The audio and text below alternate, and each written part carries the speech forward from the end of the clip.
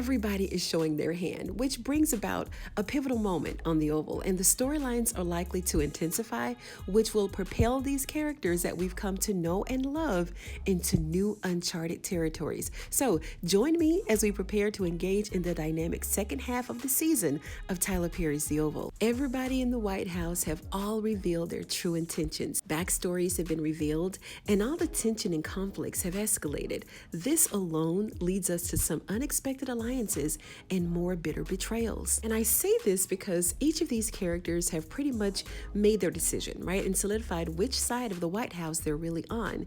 And these decisions will affect their actions moving forward. On the last episode, we saw Richard confronting his father and his whorish wife.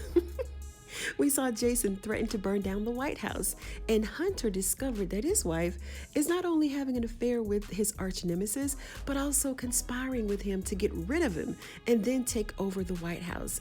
I want to first address this call that Jason made to Hunter. And we have to remember, guys, that Jason hasn't talked to Hunter since before he jumped off the roof. So Jason decided to give him a call because he's got some unresolved issues and unanswered questions, if you will. That scene just made be the closest thing that we've ever gotten to seeing Hunter's character be so caring and so serious. And this is a big switch. Even though Hunter is a low-down, dirty, brown girl hunching, coke-headed fool, he still seems to care for his children, right? And we also have to remember that Hunter and Victoria never wanted kids. Hunter was just this horny frat boy who got the wrong brown girl pregnant in college, right? Because Hunter's dad wasn't having it. He wasn't having that hit it and quit it from Hunter Franklin at all. Victoria had been conspiring with Eli this entire time to get Hunter into office as president, with Eli being the vice president. Then they'd get Hunter out of office so that Eli could become the president. So why not just let Eli in on the top from the beginning? Why all the presidential musical chairs? The real question is, now that Hunter knows what's been going on with these two, what will his next move be? Now, since Jason is alive, Jason is his ace in the hole, right? Jason can turn things around. He can conspire with his dad and then go to the press and tell them everything. But will Jason do it? When Jason got off the phone with Hunter, he might as well have been talking to Victoria. He can't stand his dad, and he believes that Hunter had a hand in trying to have him killed when he jumped off the roof. So Hunter is at square one with his strategy and his plan to stop Eli and Victoria.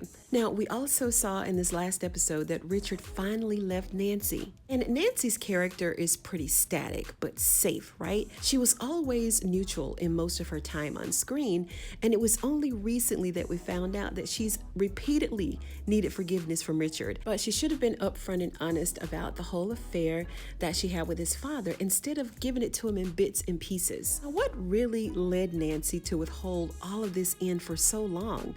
Over 25 years worth of lies. Well, it wasn't really exactly a lie, but more than 25 years of deception, right? Although some of us may have a bit of sympathy for Nancy because of the length of time that has passed and her age at the time that it all happened. But there has to be some consequences for her action and some real accountability. Richard finally leaving was a long time coming, right? And it wasn't a sudden shift. We kind of expected this. So I'm almost certain that we can look forward to Nancy asking for more grace and forgiveness so that we can witness her personal growth and change.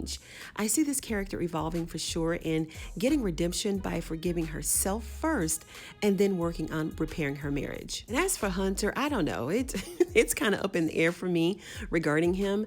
He may be headed for perhaps more of a downfall. I don't know. What do you guys think? Who's going to become friends in all of this? We've already seen Priscilla and Simone. They've gotten really close because both of their husbands have smashed Victoria and still smashing her. We see Dale and Alan kind of relying on each other now. Bobby and Manny, unlikely pair from the Rackadoochies. They may get together and do something. I don't know, because they let him go. And then the biggest unlikely duo is Hunter and his son, Jason. Like, bringing these two together, I know we wouldn't have ever expected it, but we're gonna see. We'll see what happens. But these are just my thoughts. Let me know your comments down below. And if you like this video, give it a thumbs up. I'd appreciate it. And if you're a fan of Tyler Perry's The Oval, go ahead and subscribe to the channel for more videos just like this one. Thank you so much for tuning in today, you guys. Don't forget to be good to yourself and to each other. I'm gonna see you on the next one.